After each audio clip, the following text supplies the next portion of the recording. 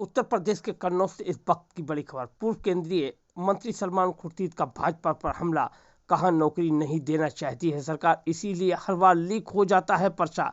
कहा 10 साल से भर्ती परीक्षाओं में सिर्फ पेपर लीक हो रहे हैं। हम सत्ता में आए तो पेपर लीक के मामले में उठाएंगे सख्त कदम।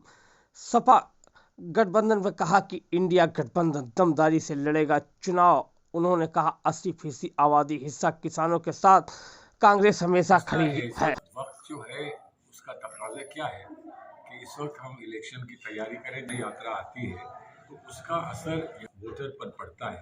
दूसरा ये है कि वो बच्चों की पढ़ाई का सवाल है, इस वक्त एग्जामिनेशंस आ रहे हैं तो वो आप सिर्फ खुद गर्ज होकर अपनी बात नहीं सोच सकते, आपको पूरे माशरे के बारे में, समाज के बारे में भी सोचना है। देखिए 10 साल हो गए हैं, जब भी हम बैठते हैं, टेस्ट में बैठते हैं, इम्तहान में बैठते हैं तो पेपर लीक हो जाता है।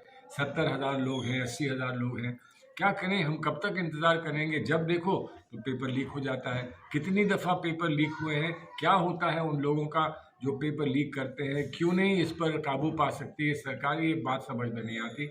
अब हम तो बेबस हो जाते हैं। यही कह सकते हैं कि हम इस बात को उठाएंगे, आप लोगों के सामने रखेंगे और हम सरकार में आ जाते हैं तो फिर इस पर सख्त से सख्त कार्रवाई होगी, कड़ी कार्रवाई होगी। ये पाया और जो ये मान के चलिए कि मेरी आंखों के सामने जाती रही और वो मेरे लिए एक पूरे बच्चों की हालात जो हमारे फर्रुखाबाद में या पूरे उत्तर प्रदेश में है, उसकी तर्जुमानी उसकी ज़िंदगी करती है। उसकी डायरी मैंने पढ़ी थी, उसको जीने का कितना शौक़ था, कितनी तमन्ना थी, कितने अरमान थे उसके, और नाम भी ऐसा था हसरत। मैं उसको कभी भूल नहीं सकता हूँ। तो अगर कुछ नहीं होगा तो मैं कम से कम उस ज़मीन पे ज़रूर आऊँगा जिस ज़मीन पे, मुझे याद नहीं लेकिन जब मैं शुरू में यहाँ चुनाव लड़ने आया था तो सामने जो बच्चे खेलते थे उस पर वो भी रही होगी, हसरत भी रही होगी, वो छोटी सी बच्ची रही होगी।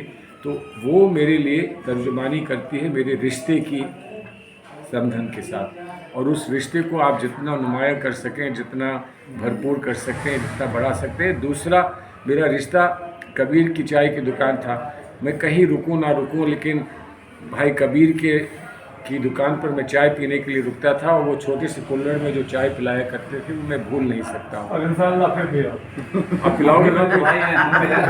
पिलाओगे? अलायंस कैसे लड़ेगा? किससे कैसे? क्यों लड़ेंगे? राम मंदिर से क्यों लड़ेंगे? राम मंदिर पर जिसकी आस्था है, जो राम में आस्था रखता है, भगवान राम में आस्था रखता है, हम कहते हैं कि भाई रखो। जो मसला था वो तय हो गया, सुप्रीम कोर्ट ने तय कर दिया था। एक आपस में एक मसला था, वो सुप्रीम कोर्ट ने तय कर दिया।